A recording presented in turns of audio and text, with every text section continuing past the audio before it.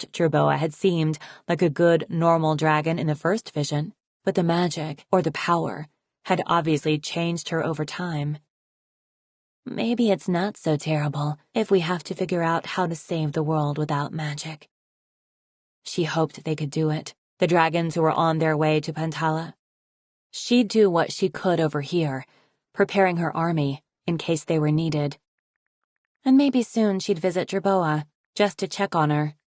It seemed like she needed a friend. That had never even occurred to Snowfall, that Glacier and Jerboa had just been friends, rather than queen and animus dragon who served her. That maybe Jerboa missed Glacier as much as Snowfall did. "Hey," Lynx said, wandering over to her and yawning at the same time. "What are you making?" She waved her tail at the little snow creature. "Can't you tell?" Snowfall asked. Lynx peered at it. "I'm afraid I'll have you executed if you guess wrong," Snowfall added conversationally. Added to my had actually answered her question. That was exciting. Even if it had been slightly horrible to experience the first Jerboa's gradual loss of her soul. Snowfall hoped she wouldn't ever become like her, too far removed from other dragons to remember that they had feelings too. I need to keep dragons like Lynx close by, to ask me things like, "Wait, is that maybe evil?" in case I forget to. They swooped down through the gates, and Snowfall waved at the guards as she flew by. They both looked startled, and a little nervous, but those were expressions she was pretty used to seeing on her own ice wings by now. She'd work on that. Low voices were coming from the throne room, so Snowfall headed there first. That was sort of suspicious, actually. Why would anyone be in the throne room while she was away? "Don't be paranoid," she reminded herself. "Not everyone is out to get me. I am not Queen Wasp." She swept through the window and landed right in the center of the grand room. Conversation slammed to a halt all around her. On one side of the throne stood General Ivory, flanked by a few soldiers, looking fierce and bristly. On the other side were Tundra and Permafrost, calm and gleaming and toothy. And on the throne itself, wearing Snowfall's hideous crown, was her little sister, Mink. Snowfall raised her eyebrows at the gathered dragons. "Hello, Mink," she said. "That's way too big for you." Mink reached up and clutched the crown to her head, her giant eyes blinking quickly. "We thought you weren't coming back," Tundra said, in her slippery whale-blubber voice. "I said she was," Ivory growled. "You wouldn't listen." "We thought it was highly unlikely that you'd leave a lowly soldier in charge rather than one of us," Permafrost smarmed, flicking his tail between himself and Tundra. "So we assumed something terrible must have happened to you." "You were wrong," Snowfall said pleasantly. "And now, something terrible is going to happen to you. Thank you for trying, Ivory. Mink, budge over. That's my seat." "No," Mink yelled, bursting into tears. "I have to be queen. I have to stop the awful, hateful, terrible, bad Nightwings." Snowfall squinted at her, then exchanged a puzzled glance with Lynx. "The what?" she asked. "The Nightwings," Mink sobbed. "I hate them so much. They're going to hurt us." Well, so this made no sense at all. Mink had never mentioned Nightwings before, that Snowfall could remember. And Mink loved everybody. It didn't even seem possible for Mink to hate someone, let alone an entire tribe. Was it something I said? Snowfall tried to remember, but she thought she would have noticed if she'd said, "The Nightwings are the worst, Mink," and Mink had said, "Yeah, let's hate them." "Did you do this?" she asked Tundra and Permafrost. "Did you make her afraid of the Nightwings?" Tundra lifted her wings. "We haven't said anything about them. I don't know where this came from." Snowfall was inclined not to believe her, but Tundra looked as confused as Snowfall felt, and it was rare to see her aunt have an actual emotion on her face. "When did she start talking about them?" "The moment we made her queen," Tundra said. I mean, temporary queen, of course, just in case you weren't returning. Uh-huh. A queen you could control a little better than me, I suppose, Snowfall thought. So where did Mink get this new fear of night wings? If Tundra hadn't said anything, but somehow when she became queen... Snowfall strode across the room and knocked the crown off Mink's head. Mink yelped and tried to grab for it, but Snowfall held her at arm's length with the crown in her other talon. "Aunt Tundra," she said, "what do you know about this crown?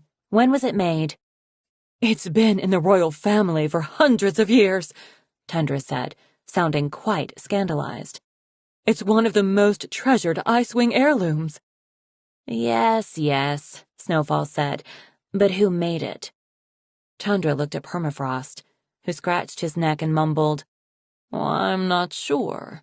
I believe maybe it's from the time of Queen Diamond." "Queen Diamond," Snowfall said, "as in the one whose son ran off with a Nightwing?" "Was kidnapped by a Nightwing," Tundra objected. "The queen who happened to be an Animus herself," Snowfall said. "Correct." "Oh," Lynx cried.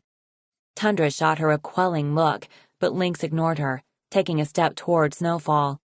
"You think the crown could be enchanted, to make every queen who wears it hate Nightwings as much as Diamond did, but nobody knew it for all this time? That's awful." Permafrost flapped his jaw for a moment, as if a sealskin rug had come back to life and started questioning his moral authority. "It's true Queen Diamond was an Animus," he said, but she wouldn't just.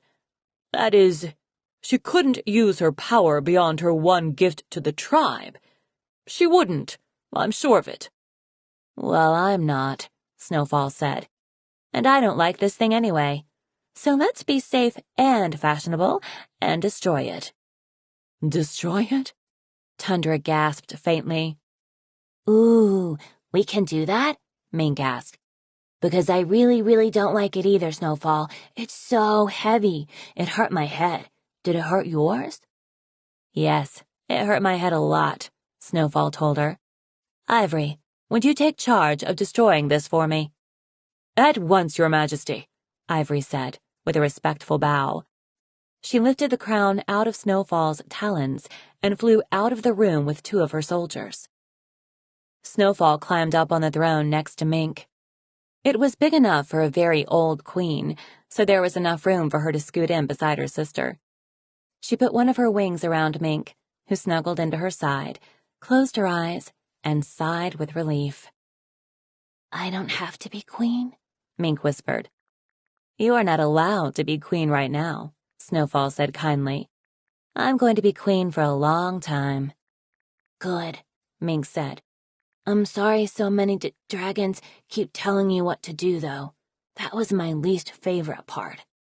"It'll be better if it's the right dragons," Snowfall said. "I just have to ignore the ones I don't trust." She shot a significant look at Tundra and Permafrost. "The crown was magic?" Mink asked. "Does that mean I don't have to hate the Nightwings?" "That's right. It was just a spell." Snowfall bopped Mink's head with her snout. "It'll wear off. I feel much better about Nightwings after being away from the crown for a few days. Plus, I bet if you meet any, you'll love them immediately, just like you love everybody else." "Oh, I'd like that," Mink said. "I love you the most, though." Snowfall laughed. "I met a Skywing you would adore," she said. "I didn't realize until right now that he reminded me of you." "Your Majesty," Tundra said frostily, "as the wall has been neglected for a number of days, despite my best efforts, perhaps you would appreciate a few updates about the behavior of the palace Icewings in your absence." "Ah, yes," Snowfall said. "Thank you for reminding me. Mink, want to see something cool?" I do, Mink sang, as Snowfall led her through the halls and out into the courtyard. Tundra trailed after them, protesting that the queen needed more information before she started rearranging names. Permafrost had made himself scarce, perhaps realizing that the farther out of Snowfall's sight he was, the fewer spots he'd drop on the list. There were several ice wings out in the courtyard, gathered near the wall or on benches, chatting to one another. A hush spread through them as Snowfall swept by, and she saw a few starting to edge toward the nearest doors. "Mink," Snowfall said, stopping beside the gift of order. "Do you know what this is?" "Of course I do," Mink said with wide eyes. "Everybody knows what the wall is. Look, there's me." She pointed to her name on the dragonette's side. "I'm here, which means those dragons up there are better than me, but I'm still better than this dragon, and this dragon, and this dragon, and this dragon, and all these dragons," she said, tapping one name after another below hers. Snowfall winced. It was somehow so much worse to hear something like that from someone as little and sweet as Mink. "That's what I thought too," she said to her sister. "But it turns out that makes no sense." "It makes no sense?" Mink echoed, blinking up at her. "You might do better on a math test than this dragon," Snowfall said, pointing to a name below Mink's. "But what if he carves a better ice sculpture than you? Then who should be higher on the list?" "What?" Mink cried, outraged. "But better than mine? Where? I want to see." "I just mean if he did," Snowfall said, surrounded by a rubble of broken chunks of ice. "Whew," she said, into the cloud of glittering ice dust around her. "That's better." But, Tundra cried. Snowfall realized that Lynx was standing between them, wings spread, to stop Tundra from charging at Snowfall again. Tundra seemed unable to move at the moment, though. She was staring at the space where the wall had been, as though she thought it might magically rebuild itself if she stared hard enough. Can it do that? Snowfall gave the broken bits of ice a hard stare of her own. They stayed where they were. No sign of any magical rebuilding. Don't even try it, ancient ice wall. As the echoes died away, Lynx started clapping, moving expressions on. "It's all right. Eventually they'll see that it's better this way." "The gift of order," Tundra said faintly, and then she collapsed into the snow. Snowfall beckoned two of her guards over and told them to carry Tundra gently to her room and stay until she recovered, in case she needed anything. "This is so exciting," Mink said to Snowfall, scrambling over and sitting on her foot. "What else can we break? Can I smash something next?" "Maybe tomorrow," Snowfall said, resting one wing around her sister. "I'll let you wear my tiara and everything. Tonight I think I need to have some ice cream and go to sleep." Snowflakes were drifting from the gray sky, covering everything in quiet sparkles. "I love it when I'm right," Lynx said. Snowfall bristled at her. "Who said you were?